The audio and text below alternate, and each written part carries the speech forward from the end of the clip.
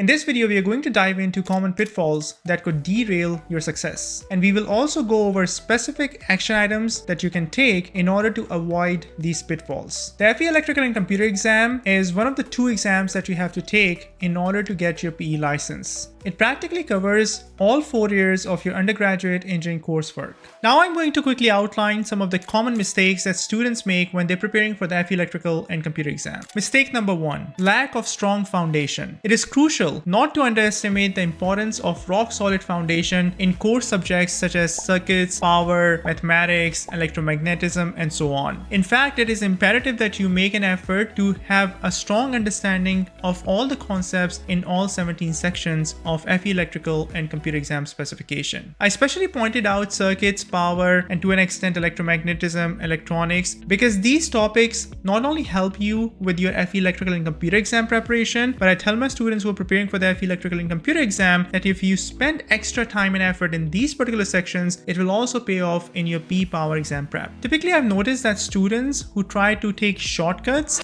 end up with a weak grasp of crucial concepts. And that can lead to critical errors, from misapplication of formulas to flawed problem solving and silly mistakes under time pressure. So if you want to avoid this pitfall, make a conscious effort to understand the concepts using first principles. It is completely natural if some of the concepts don't click with you right away, but be meticulous with your exam preparation and track your weaknesses. Maybe in second round of review, things are going to make more sense for you. The second most common mistake students make is lack of adequate practice. In fact, it is not just practice. It's practice with quality problems, questions, quizzes, sample exams that help you push the envelope. And by repeating those questions again and again, you may end up getting a warm and fuzzy feeling. But guess what? Until and unless you develop sound theoretical understanding, conceptual understanding, and work with practice problems that actually help you think hard and deeper, chances are that you probably are not making that much progress. And you may be in for a big surprise on the exam day. So how can you avoid this mistake? Recognize that practice problems are important, but it is even more important to do quality practice, because that's how you truly increase your competency and confidence. That brings us to common mistake number 3, which is using ineffective exam preparation resources. We live in a day and age where there is an information overload. You can find tons of resources, explanations online on Google, ChatGPT, YouTube. In fact, there are so many well-known universities now that have made their entire courses free of charge on YouTube, which is amazing because we are no longer restricted to textbooks and libraries in order to learn something new. But it is a double-edged sword because this information overload can sometimes leave you confused. Your attention can become dispersed, which can result in a loss of motivation. You may find yourself doing a little bit of this and a little bit of that, but in grand scheme of things, are you really making any progress? By using an effective exam preparation resource like my FE Electrical and Computer exam preparation program, everything is outlined for you in a stepwise manner. It contains over 250 lectures covering all the 17 sections of the latest exam specification. The fourth mistake that I find students making is not developing a good understanding and familiarity with the NCEES FE Reference Handbook. As you probably know, NCEES FE Reference Handbook is the only reference material that is allowed on the exam. Now, the interesting thing about this reference handbook is that it's one handbook for all the different FE exams. You have FE other discipline candidates using this handbook. You have FE Civil, FE Industrial, FE Mechanical, FE Chemical, FE Environmental, and so on. FE Electrical and Computer is actually a section within this reference handbook, but there is content related to the FE Electrical and Computer exam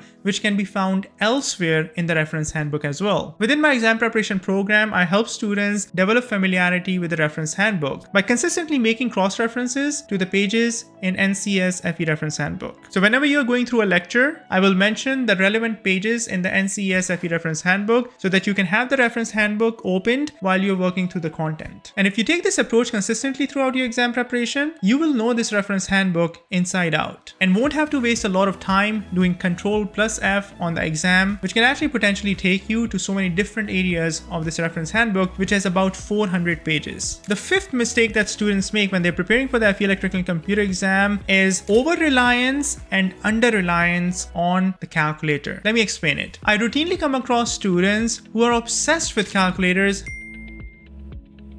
whenever they're preparing for the FE Electrical and Computer exam and the PE Power exam. Now, calculators are a great resource. They can save you a lot of time on the exam if you know the right functions and features of the calculators. And please make sure you use the approved calculators. There's a list of approved calculators on NCEES website. Make sure to check it out. But the issue is that when students lose track of the core concepts that they're being tested on, and I routinely find this in circuit analysis. When we are setting up equations for KCL or KVL, a lot of times you have 3 equations and 3 unknowns. So students are not necessarily paying attention to what are the important steps that you need to take in terms of circuit analysis, but they're more interested in setting up the matrix, setting up the unknowns, the linear equations, and they feel that that's what they're going to be rewarded on the exam for. Ultimately, you get rewarded for the right answer, but in order to get the right answer, the foundational work is all theoretical. And that's the reason why I call this mistake as under-reliance as well as over-reliance on calculator. When it comes to under-reliance, students feel that, I'm going to be able to figure things out during the exam. Within my FE Electrical and Computer exam preparation program and the PE Power exam preparation program, I actually have focused tutorials on both Casio as well as TI-36X Pro calculators, because I know that during the exam, students won't have time to figure out their calculator features. And that's why all the key features have been laid out in my program in a stepwise manner. I hope you found this list of common mistakes helpful. If you have any comments, suggestions, or questions, feel free to type them up in the comment section of this video. And again, if you're looking for a streamlined FE Electrical and Computer exam preparation program, I would recommend you to check out my website, StudyforFE.com. It can help you in fast-tracking your FE exam preparation while avoiding these common mistakes that we just discussed. Thank you.